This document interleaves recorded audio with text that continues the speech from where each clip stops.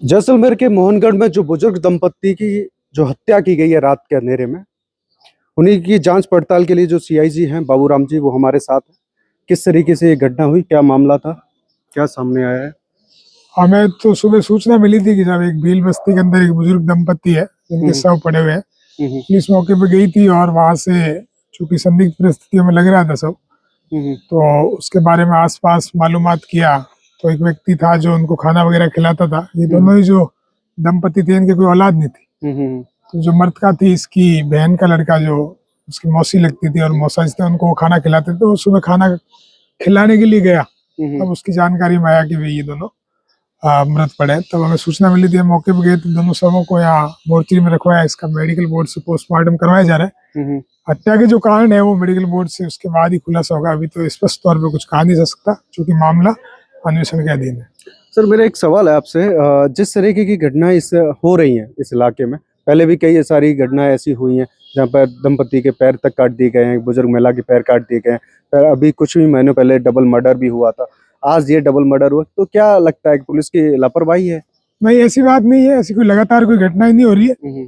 Crime तो चूंकि लगातार हम लोग प्रिवेंशन का काम भी कर रहे हैं। जो आपका ये कहना है कि लगातार कोई लापरवाही, ऐसी कोई बात नहीं है। हम लगातार इस मामले में सक्रिय होकर कार्रवाई कर रहे हैं।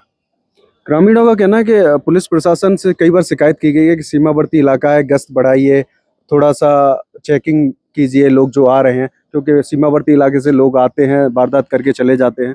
तो कई सारे आरोप हैं ग्रामीणों के। सीमावर्ती एरिया का जैसा आप बता रहे हो कि लोग आते हैं और चले जाते हैं, ऐसी तो कोई बात सामने नहीं आई है। जब भी जो भी अपराधी वगैरह जैसे पहले भी कोई घटनाएं हुई है तो कहीं न कहीं उनकी कोई जानकारी में ऐसे लोग आए हैं। कोई अननोन व्यक्ति आके कोई घटना कारित करने की जानकारी हमारी उसमें तो नहीं है ऐसा। और बात रही गश्त की, तो हम लोग लगातार गश्त करते हैं। नाइट में पेट्रोलिंग भी होती रहती है। पर ये थोड़ा रिमोट एरिया पड़ जाता है, बाहर की तरफ पड़ जाता है, तो इसके ऊपर और ज्यादा ध्यान देते हुए और गश्त इसको बढ़ाएं। सर, जिस तरीके से 6 महीने में इस तरीके की घटनाएं जो हुई हैं, आम जन में तो खौफ है ही, लेकिन अपराधियों का खौफ दूर हो चुका है। नहीं, ये आपका कहना गलत है। ऐसी कोई बात नहीं है। लगातार पुलिस लोगों के साथ मिलकर और काम कर रही है। जैसी सूचना मिलती है हम प्रिवेंटिव तौर पे भी काम कर रहे हैं और डिटेक्टिव तौर पे भी जैसी भी कोई घटना होती है उसका खुलासा कर रहे हैं। ऐसी कोई घटना नहीं है जो अनट्रेस रही। तो थैंक यू।